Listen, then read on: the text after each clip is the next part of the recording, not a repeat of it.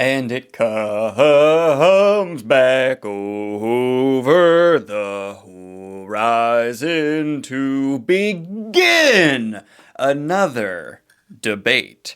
But Daniel, what wacky thing are you going to attach the microphone to now? I'm happy to say it's quite topical.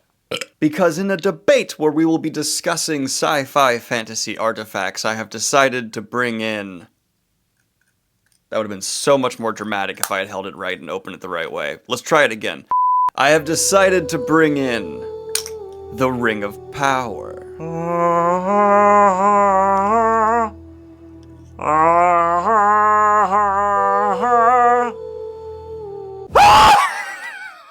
I didn't think this through. How am I going to put this on there? Sure. I asked you, the audience, magic/sci-fi inanimate plot devices. From the Halo ring to the One Ring, artifacts within our genres can represent so much or nothing at all. A simple catalyst for a story, or what the entire plot revolves around. Which are your favorite? What makes something like the Behelit have sustainable narrative weight?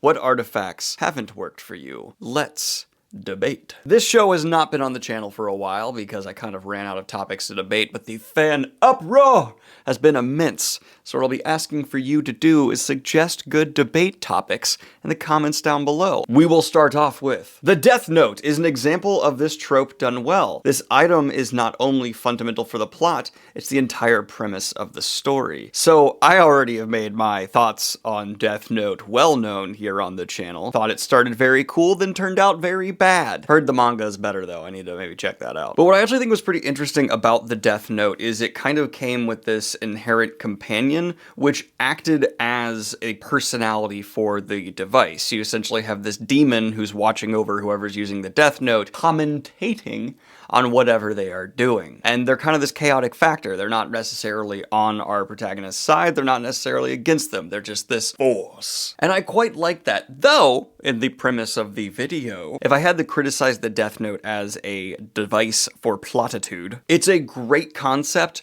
but I think the series itself shows that it doesn't have a whole lot of staying power. It's one of those things where, yeah, great idea, but you either need to build a whole lot around it and kind of divorce yourself from this thing that doesn't have like a ton of lore it's pulling from. It's just kind of there. It's certainly no One Ring in terms of like backstory. And for me, that's one of the many reasons why the series kind of fell apart in the second entire half. That and many poor character decisions. I like the alethiometer in his Dark Materials, at least in the books. The struggle to use it feels as much like a grounded struggle with spirituality and philosophy as it does a magical device. I will also say the alethiometer probably has my favorite name of any fictional sci-fi device out there, and its relationship to Lyra specifically feels almost like the best fleshed out relationship in all of his Dark Materials, which is just a really cool thing to be able to say. I don't think anyone's going to say the best relationship in Lord of the Rings is between Frodo and the ring. The ring that I'm currently putting my finger in. And unlike the Death Note, because of the complexities to the alethiometer, it was able to serve the plot in a way which had a whole lot more sustainability throughout the narrative. I think my only criticism of the alethiometer and how it was used was it did feel a bit YA dependent in terms of the logic of how it's read and how like, oh, the kids can read it easier, the adults can't. But then again, it's tied in so well to what's happening in the world spiritually that I'm not mad about it. But the alethiometer can only work in that type of story aimed at that audience, in my opinion. Because once you try to put something with that kind of functionality in like Malazan, just to throw a name out there, I think it would become a little cheap, and it would feel like it's something there just to move the plot along, which if we're being honest and looking at what the alethiometer does throughout his Dark Materials, that's what it is. But it just blends so well with that world and that type of story. Mass relays in Mass Effect are used in an interesting way, I think. We spend the majority of the game taking them for granted and not really paying attention to their use, only to them then find out they have a significant connection to a very dark and secret truth of the galaxy, and that by taking them for granted and relying upon them, the species played right into the Reaper's hands. I really struggle with this for Mass Effect. I think Mass Effect is a great series that gets too much hate, though Andromeda is quite literally just a virus to install on your computer. But I personally don't really like the narrative delivery of the relays, because to me, it just seems a little unbelievable that all those things had to line up and become such a consistent, reliable thing for this darker, I won't get into for spoiler reasons. Like, if I was one of the people who discovered the relays and people were like, let's start using them, I'd be like, are you f***ing high?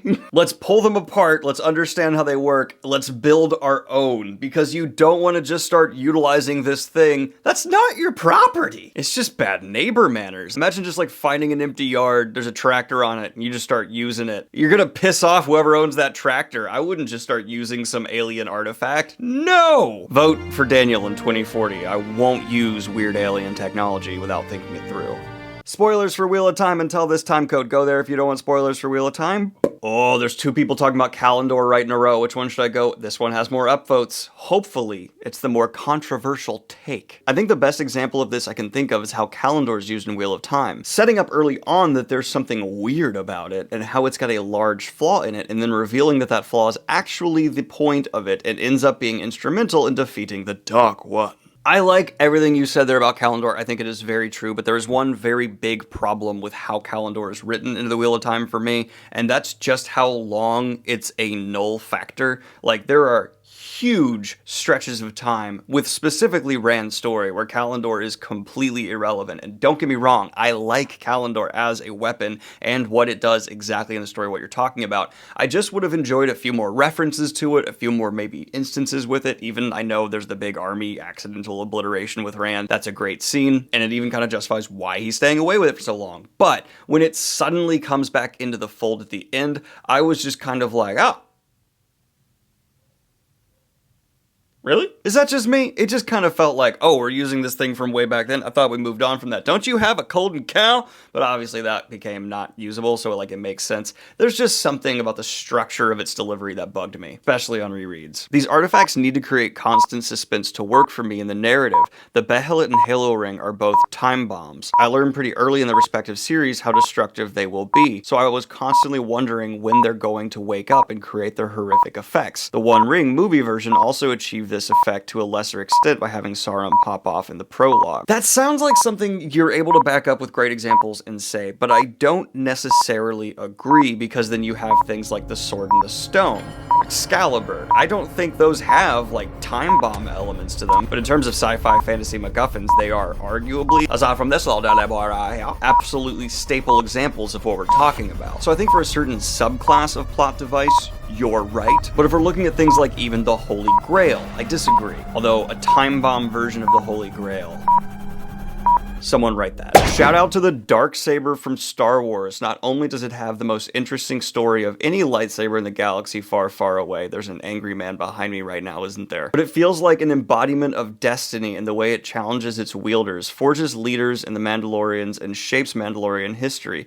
I like the direction it's being taken right now in The Mandalorian, and before that, Sabine and Wren's arc learning to master it, then using it as a symbol to try and unite her broken people is some of best Star Wars I've seen to date. God, wouldn't it be nice if Star Wars lean into more stuff like this? Let's just hope that's the future of the series. And I think the Darksaber is also a great example of something we haven't really talked about here, but absolutely needs to be in any of the artifacts, and I think is in all of the artifacts mentioned so far. It needs to be distinctive, and for lack of a better way to put it, f***ing cool. The One Ring, simple but iconic. The writing on it, boom, immediately recognizable, to the point where I liked it enough to get it put on me. Hell yeah, but I would say Darksaber only came into existence because we got desensitized to lightsabers themselves in the prequel movies, and so the Darksaber invention was a attempt to try and recapture that immediate wah we got from seeing lightsabers when we were kids. And where I'll disagree with you is I actually do like everything you talked about with the Darksaber, but I don't think it succeeded in recapturing the whimsy of lightsabers to me. It's just a black lightsaber that's got a neat design and is different, but when it turns on, I don't get that same like, ah! When I was a little kid and I saw Obi-Wan gingerly touch tips with Darth Vader. Can we say the wardrobe in The Lion, the Witch, and the Wardrobe? You can. That's, no one's going to arrest you. Yet. I've never read the book, but get the f it. No, I'm kidding. But after seeing the movie as a young child, it was absolutely breathtaking. Honest question. How often didn't you wish you could open up your wardrobe in a new world? Because I have hoped for that many times. So, okay, you're hitting on something I think is what makes the wardrobe such a fantastic portal device in the Chronicles of Narnia. Kids have a connection to their closets. A lot of us grew up with closets and didn't have a ton of privacy. And so, yeah, some of us just went and hid in our closets under coats and blankets and stuff, and is where your imagination run wild. Provided like a sensory deprivation chamber to an underdeveloped mind. And that goes in the idea that so many of these plot devices, or MacGuffins, however you want to refer to them, need to have something, in my opinion, that feels familiar about them. The alethiometer is like so many toys you have when you're a kid that you feel like you can pull something more from than the original designer put in there. The ring is maybe the most familiar piece of jewelry that you'll see in day-to-day life, but it's bestowed with something additional. Even the halo ring reeks of all kinds of sci-fi tropes we're familiar with from decades of storytelling. I think if you want people to be able to connect with something that is supposed to feel so much bigger, so much grander, and has the power to move the plot, an easy way to do that is to connect it something with as simple as a wardrobe. Honestly, when the item has emotional weight that genuinely emotionally hurts the main character is the best. I'll also take physical damage too, because that can kind of do both at the same time, but I get what you're saying. The One Ring and the Bahamut work because they're not just plot MacGuffins. If you replace them with an evil magic sword or generic evil curse, they wouldn't hurt the character or reader as much. When an item is unique and emotionally painful, chef's kiss. I think I just kind of came close to hitting on this, so it's like we're bringing the full point circle here. To an extent, I'd say that Jade in the Greenbone saga also fits this. It's just magic rocks until the emotional baggage, cultural importance, and personal significance get layered on. Oh, that's a really cool point! If we ever get a remake of King Arthur, I want Excalibur and its sheath to emotionally gut Arthur and Merlin. I agree with that. That would be the like, oh my god, that is such a good like keystone. That would be the update to King Arthur if it was done now. The sword would just be something that has like One Ring properties. That would be what's added to it, and the people who are writing it be like, no, no, no, Excalibur first before Ring, so therefore it's stealing from us, not them. And we'd know that that's bull. But I actually would enjoy it and watch it still. Just because something's not original doesn't mean I wouldn't enjoy it. But that's a really good point about Greenbone Saga, and part of what I think makes that series work so magnificently well is that Fonda Lee had the foresight and emotional intelligence to understand that the weight, the consequences of the plot moving, oh so valuable resource goes beyond its direct result, and it goes once removed, and it's all the politicking and the power in play. It's almost like the consequences of the Jade come from the flaws from within us. And I love that. I didn't disagree with, I always end up, you guys make great points. I'm gonna look this way. Honestly, the GOAT fantasy artifact is probably Ark of the Covenant from Raiders. Hardcore disagree. It's deeply spiritual and ancient. It's powerful, a little creepy, but overall very cool. I just don't get that. Okay, here's my real controversial opinion here. The Ark of the Covenant not only lacks emotional or spiritual weight to me, that movie reduces it down to essentially just existing as this box where you open it, people die. The significance outside of that within the narratives is so minimal and relies on you bringing your own into the page, and I do not like, personally, that kind of storytelling. I'm also a well-known Indiana Jones hater. I'm sorry, Dad. It's just not for me. Noah, I'm even more sorry. I know you want to be Indiana Jones, but that whole series is mid as hell. Fight me! We're ending on a real controversial note here. Yeah! Indiana Jones 5 is gonna suck just like the rest of the movies did. I'm gonna make some people real mad with that one. But this has just been your latest episode of Let's Debate. This is more just like a trial run to see if it could continue to work with this large of an audience, and I think the answer is absolutely yes. But when you see that community post, depending on how well this video does, be sure to come in with a hot and spicy take, and let me know in the comments down below what topic you would like to see debated next, and I'll take the most controversial and just pop it on to you. Now it is time for me to embrace my destiny and do what must be done.